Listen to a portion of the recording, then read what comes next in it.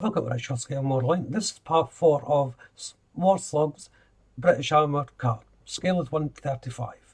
And this part I'm concentrating on the interior and getting the driver area built up. So let's jump into this and see how well I get on. It's onto the seat first of all, and the framework around the seat I painted that in Revit Aquila 08 matte black. The seat though, I wanted a contrast colour, and it's Mr. Hobby H37 wood brown. Now the instructions calling it for all to be black, but I wanted that contrast colour. As you can see, I've taken one or two bits off the main sprue, getting ready to paint, and the first things I'm painting with Revit Aquila 39 dark green are two little compartments that sit at the back of the cab. Next to be painted is the brake and accelerator pedal, and that's Revit Aquila 91 steel. Now, if you are closing this up, there's no need to do any of this, but as I said in the previous videos, mine's just going to be open. So you'll see glimpses of this, not in great detail, but you'll see little glimpses of it. The steering columns next, there's two different colours. So the first one is the 39 dark green colour, and that's just the crossbeam that I'm painting now. I'll have to wait until that dries until I go on to the second colour though. Then it's back to the 91 steel, and these two little units go on the outside of the suspension leaves. They are the connecting areas for some of the brake lines.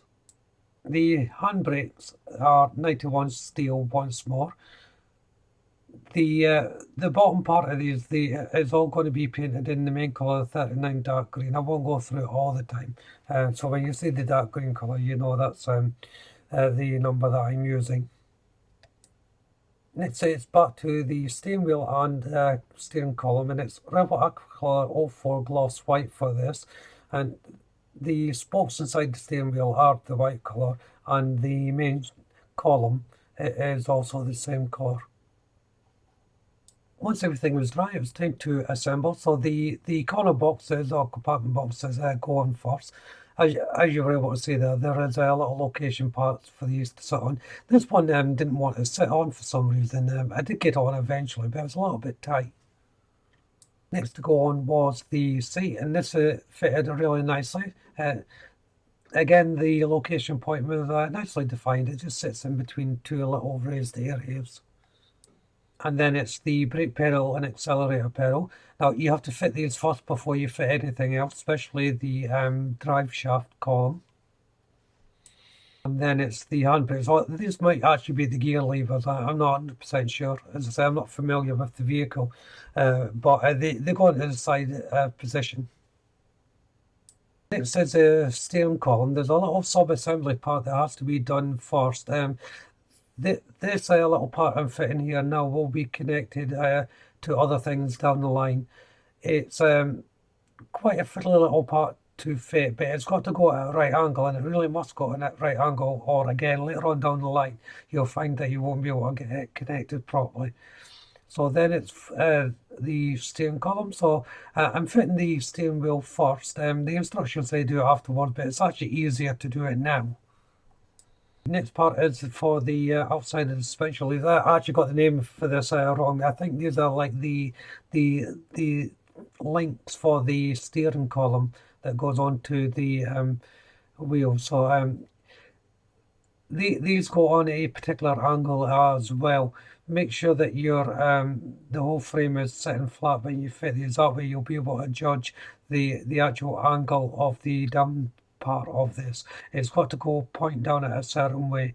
If you're not sure, wait until you start fitting the steering links, and then you'll be able to fit everything. It can be quite difficult. So next is the actual steering column itself.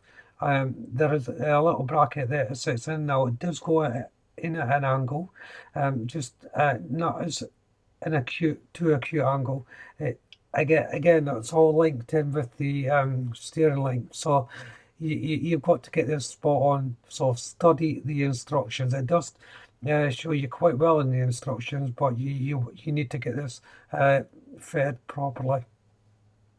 And then it comes to the actual steering links themselves. These are very difficult to fit. you can't really fit one end and wait until it dries and move on to the next end. It's all really got to go in one go, and the location points for these are very small as well. It's going to need a lot of perseverance, but it took me quite a while to get them all sorted out. The problem is the tiny little bit I'm placing on here now goes on at a certain angle, and that goes on top of the link that I put on with the suspension leaf. But again, with the other link, it goes on a specific way. Now, on this case, the instructions aren't 100% clear, so you're going to have to study exactly how it goes on. The instructions sort of say it folds inside it. It goes underneath the beam, the main beam, then links into the steering column, the little T-bar that I put on a few moments earlier. As I said, it's quite difficult to fit. It must have took me a good 10-15 minutes to actually get this part to fit. I did struggle with it.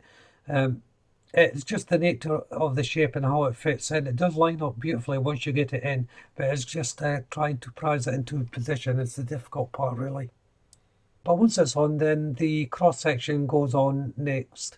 That gets placed onto the two little brackets that are placed on earlier. There's two tiny little connection points to sit on, but if you did get them in the right position initially, they should fit without any problem. So it's onto the engine compartment. There's a tiny little sub-assembly here. I'm not sure what this is for, but there's a little cap that goes into this canister looking thing. It's an absolute minute part to place on. It then gets placed onto the main house, and there is a tiny little location point for it to sit in, and it sits in really well. It's just a tiny part to sub-assemble. But once it is on, the next part to go in is the top half of the head. Now, this acts as the dashboard, for a better word, of the armour car. It should just fit on the top without any fuss. For the painting, it's Revit Aquacolor 91 steel for the main block colour. Then I'm using Revit Aquacolor 93 copper, and this is for some of the highlighted detail. Now, there's a moulded pipe or cable that runs on this bulkhead that needs to be painted. You can't quite pick it out there on my camera angle. I do apologise for that. It's the same colour for the little sub-assembly part, but only the top part of it, as I said, it's like a little disc. It sticks out. There's a moulded pipe around the edge of this. Now, the instructions don't tell you to paint it in any different colour apart from the silver or stainless steel colour, but I've decided to give it a contrast colour, so I'm using Revit Aquacolor 08 matte black for this. I have no idea whether this is the correct colours or not for this pipe, but I think it makes everything else stand out, especially the copper. And then I'll just finish up with the remaining areas with the 91 steel. Now, I realise at this point I've made a bit of a mistake. The flooring should actually be a wood colour. No, it wouldn't be a build for me if I didn't make a mistake. So I'm going to have to paint in the wood colour. So it's just a matter of cutting everything in, really. So to do this, I'm using Revit Aquacolor 16 Sandy Yellow. Now, this is a two-step process from the way I paint my wood effects. And once the paint's dry, I'll be adding another colour, and that will be the Life Colour LPW19 Wood Deck Shadower. Now, these paints, the Life Colour paints, are designed for airbrushing, but you can brush them as well without any problems. And they're designed in such a way that when you do brush them, the colour will appear slightly darker until it starts drying, and then you'll start seeing the wood grain coming through. If you think it's going on a bit grainy or streaky, don't worry, because it's a wood effect, that's all going to add to it. But you'll see it as it starts drying, the wood effect coming through. And as I'm doing this, I think this is a good place to end part 4. So if you haven't done so already, why don't you go and check out the channel for my other videos. If you subscribe to the channel, please do so. Make sure you hit the notification bell. That way you'll be kept up to date not only with this build, but all my future builds as well, of course. Hit the like button, don't be afraid to leave a comment, and of course you can share the video. But for now, thank you all very much for watching. Bye bye.